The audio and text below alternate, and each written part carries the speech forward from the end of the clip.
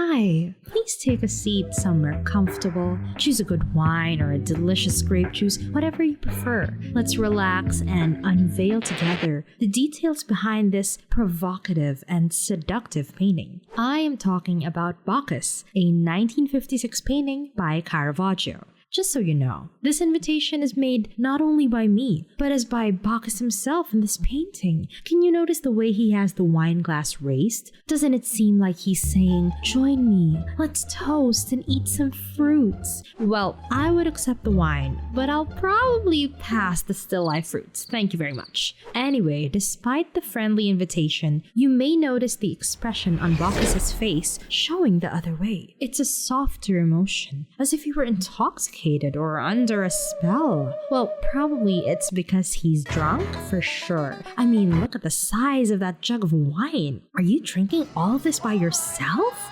Impressive. On the other hand, his facial expression is a characteristic of classical art, bringing some aspects of sensuality in its reproductions of human figures. This becomes even more evident if you notice that Bacchus's vest falls over one of his shoulders. What is this flirty atmosphere? Oh my god, do you think he's into you or me? Okay, to be honest, we have to stop here and not go further with this flirting thing because it's weird and you'll see why. I'm warning you. Do you know who Bacchus is? He's a mythological figure, the goddess of wine, madness, and theater. Bacchus is his name in Roman mythology, but you may know him as Dionysus, as he's known in Greek mythology. Despite being a divine figure, Caravaggio portrays Bacchus as a normal human being, with nothing to hint at his divine nature. His appearance is probably inspired by Caravaggio's drinking buddies. However, it's interesting to note that Bacchus's face resembles the face of a boy in other works by the artist. One of them is the fortune teller. It's likely that this isn't a mere coincidence, and he used the same model. The association of the god Bacchus with subversion was not new to anyone, and wasn't something created by Caravaggio. This originated from the mythological stories, both from the Roman and the Greek side. Nevertheless, it's important to point out that Bacchus is a young god, sometimes appearing as a child, sometimes a little older, but rarely as an adult. Here in this painting, we can say that he is a teenager, maybe around 15 or 16 years old. It may have been the artist's intention to paint the god in such a human way in this more sensual style to create an uncomfortable feeling. Or maybe he didn't care at all and just wanted to do something controversial. What's your opinion on this? Now, let's look at other relevant aspects. It's possible to notice the lack of elements in the background where we only see a dark wall slightly illuminated. This is part of the artist's purpose to focus on the human figure, with the human being as the center of observation, without elaborate scenery or objects to draw attention. But what could be the reason behind this? Nothing special, it's just that Caravaggio didn't know very well how to choose elaborated details or backgrounds for his paintings, and had been criticized before for his taste for the simple and the popular. The man wanted to play it safe. Shall we take a moment for a quick reflection? See, if Bacchus is making an invitation to a toast, why is his gaze directed to the lower right corner of the canvas? Why isn't he looking at us? What do you think is the reason? The answer is in Caravaggio's mirroring technique. He literally used mirrors to observe his models, so he wouldn't have to draw before.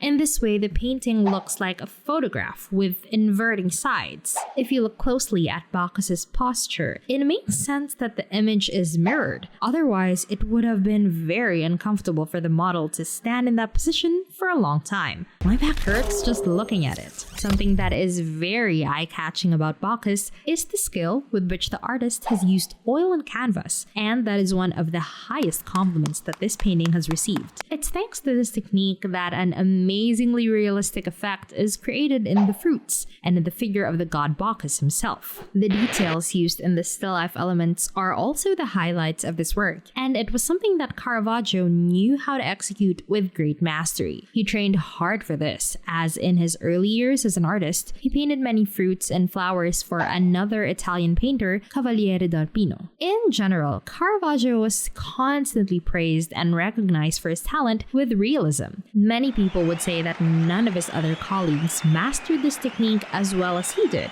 which placed him among the leading names in 7th century Italian art. Now, I have interesting trivia to share with you. Recently, the Bacchus painting has been restored and they have identified 2 intriguing things. I'll give you some time to try and figure it out on your own. Look at the painting with attention to find 2 hidden things. Can you do it? So, did you find it? I'll show you. First, it's the silhouette of a human face in the reflection of the wine jug. Let's focus here for a moment. Can you see it now? This subliminal message in the painting is believed to be a self-portrait of Caravaggio himself. The second one is not that much ghostly, actually. Come with me. It's here, the reflection of Bacchus on his wine glass. It's as if Caravaggio was playing hide and seek with us. Caravaggio manages to awaken a sense of the unconventional and controversial with Bacchus by portraying a divine figure within the limitations and pleasures of mortal nature. In this painting, we can also see how he manages to play around with inserting an immortal creature next to elements of still life, symbols of ephemerality such as rotten fruit and withered flowers. Another point that we can observe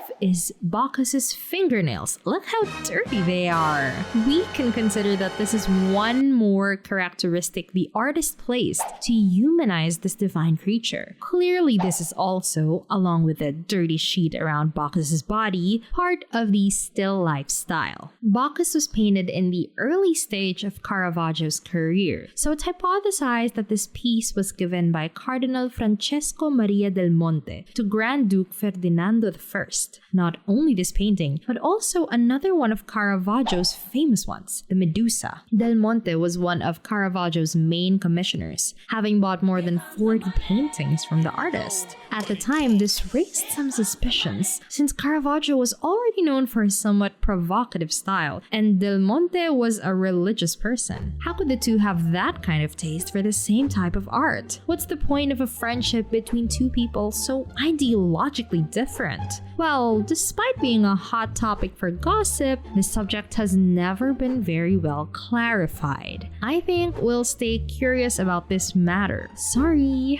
Maybe when in Rome, you know. In any case, the fact is that Caravaggio's career benefited greatly from the time he spent with Del Monte. He met wealthy collectors and patrons who boosted his reputation, buying his works and making him famous in Italy. On the other side, that period for Caravaggio's work timeline was very significant, a moment where he adopted a darker and more complex style that would be different from his later works. It's important to note that Bacchus was one of Caravaggio's works that most captured his essence and is therefore one of his most famous. His real name was Michelangelo Merisi, and he was an Italian painter born in Milan. He lived most of his life in Rome, Naples, Malta, and Sicily. His main influences were Venetian and Lombard, and he was a major name in the Baroque movement in Italy. Caravaggio also influenced some important names, such as Hals, Rembrandt, Vermeer, Velázquez, and others. His influence on the work of other artists was so recurrent that these works were given the adjectives Caravaggisti or Caravagesques. Although Caravaggio was very talented, he had